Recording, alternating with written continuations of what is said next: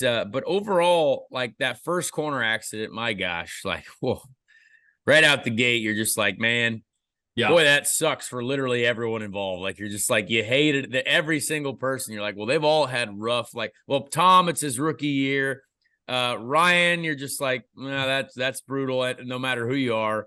And Jack Harvey, poor Jack Harvey. I mean, every single person you felt bad for. Benjamin Peterson, he's had a horrible just run of luck everywhere. And then poor Alex Rossi, too. It was just a whole gaggle of fellas where you're just like, you know what?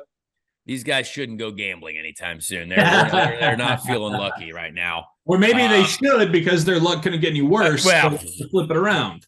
It literally can't get any worse. Yeah. Graham Rahal with the we're going to hand out a reverse move of the race. That's Graham Rahal's best use of reverse in the season. That was respectful. I can barely get my car in reverse, so that was impressive to see him do that. I hate backing up cars.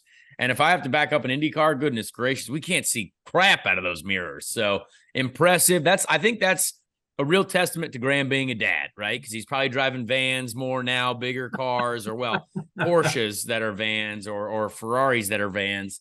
But that just really goes to show his dad's strength. He can reverse really efficiently. And yeah, that whole first corner accident was a real shame. But it also gave people the opportunity to pit, and it gave people the opportunity to stay out. It started mixing up the strategies. And this race actually became way more of a strategy race than I think most of us expected. You had a couple folks go really long initially, and then a couple folks who couldn't make the green tires, the red tires last. And so you had to look at how these different scenarios were going to play out. But then you had the Grosjean caution, and the Grosjean caution really, really mixed it up. So there was a lot there that I enjoyed. I think the Grosjean deal was very, very surprising. I mean, he said the wheel basically flipped out of his hands. Now, we had a discussion about this in a group text between some of the drivers. I don't think people realize how heavy the steering is. Like it is. We train as athletes every day to have like the strength to do this. Yeah. But you could be the strongest person in the world, the most elite athlete in the world, and this steering is still really heavy, and you're driving a car that is also heavy, a 1,600, 1,700 pound vehicle that is trying to get away from you at every corner because you're driving it on the limit every corner. And guess what? At Toronto, that corner specifically, there's a giant storm drain at the apex, essentially. And so when you have all those things, these things can happen. I was talking to Alex Rossi a little bit, and he has had the wheel snap out of his hands a couple different times. And I think I've had it the same at least maybe twice, but I caught it. Like I was able to get it. It was either at a road course or somewhere else where I was able to catch it. But these things do happen. So, you hated to see it for Grosjean, but I mean, with the couple of weeks he's had, that's just that. What did you think of that one, Joey? He's kind of becoming an anvil all to himself. Like it's honestly becoming a running theme each week within my racing group texts, my racing fans texts and whatnot, of people just Grosjean, gross jeans. There it is. I'll just get the text. I'm like, yep. We felt it was coming. We knew based on past history over the last, couple months, we knew it was coming. And fortunately for Roman, it's just been a tough go. And I feel bad for him too, because like I normally I talk to Roman quite a lot, and obviously I haven't been racing as much, so I haven't been around the track that much, but haven't seen him as much lately. Got to feel bad for him because the guy cares about the sport. Obviously, cares about being an IndyCar driver. I think there's definitely some turmoil in that environment, in that the whole team environment there, because drivers get frustrated, right? Like it's a tough situation when you have some things happen. Man, it's a tough scenario. I was going to say, Connor, and I want to ask you about it because a couple of my buddies were texting me and had some not so nice things to say about Roman, and I was like, I honestly think at this point it's in his head. Like, how much of that comes into a factor when you're behind the wheel?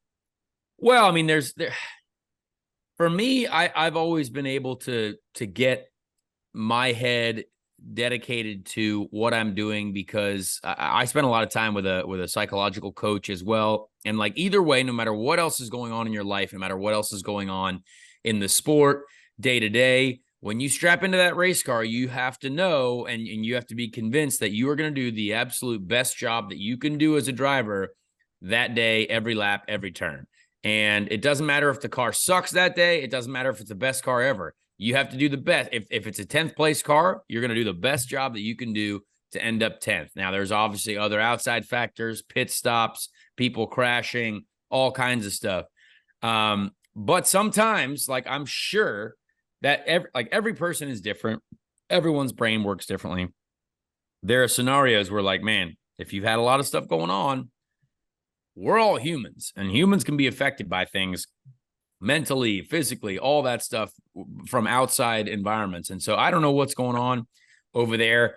But since Grosjean's a friend of the show, and you have to be curious as to what happens. And obviously, right back into Iowa this weekend, that's 2 races, 2 opportunities for him to rebound, but also, Andretti as a team, I would say have needed to find some pace at Iowa. So maybe this is the year where they figure it out, and Grosjean will be super pumped. I mean, I'm certainly pumped about driving for the Andretti affiliated organization with Meyer Shank, because I think it's going to be an awesome weekend. But yeah, crazy to see that happen to Grosjean. But it opened up strategy windows, right? Like you saw some people make some odd strategy calls. I mean, did you expect, like when you saw people pitting, right? We're looking at things, you're Joey, race fan Joey, like, all right, this, maybe some things have switched up here. You got guys staying out like Renus and Dixon and Scott. I mean, did you think there you might see an odd I was result? bummed. I was bummed because that ended up affecting Scotty Mack, right? I was also very sad about that. Yes. And I don't know what that decision to stay out there from Scott. Definitely, that's a question mark. But everyone can make these mistakes. I don't think people realize. Like, I would say 9 times out of 10, Penske's going to have the right day. They're going to call the right strategy. They're going to do everything right. But it doesn't matter who you are. I would say Penske, the top teams, they eliminate all those small mistakes to make them happen at a very, very less rate. But it can happen. Hey, man, sometimes, even Bill Belichick runs into like Lamar Jackson. He's just like, I don't know how to stop this guy, really. He'll figure it out probably eventually. But, on the right day, he kind of runs into a buzzsaw. Seemed to be that was the case for Scotty Mack and that crew over on the 3 team, in the Thirsty Three. So was bummed about that. But, I mean, I think really the theme overall for the whole weekend, really, and not breaking any news, but just what RLL was able to do and what Lundgaard was able to do on both Saturday and Sunday, because that was something that Townsend and Hinch and everybody was talking about big time on the broadcast. Looking from where they came in St. Pete to start the year at that street race to where they are in July. And then obviously the improvements that they've made, and I'm sure we'll touch on it more here in a little bit with Milk and Dog and Yikes and Podium and everything. But the improvement that they made from March to July, what we've seen from Graham at Mid-Ohio in terms of qualifying at least, even from, what we saw in May where the disaster of all their cars being, at the back of the pack and fighting to be in the big show. Real good rebound here the last couple of months for Rahal, Letterman, Lanigan.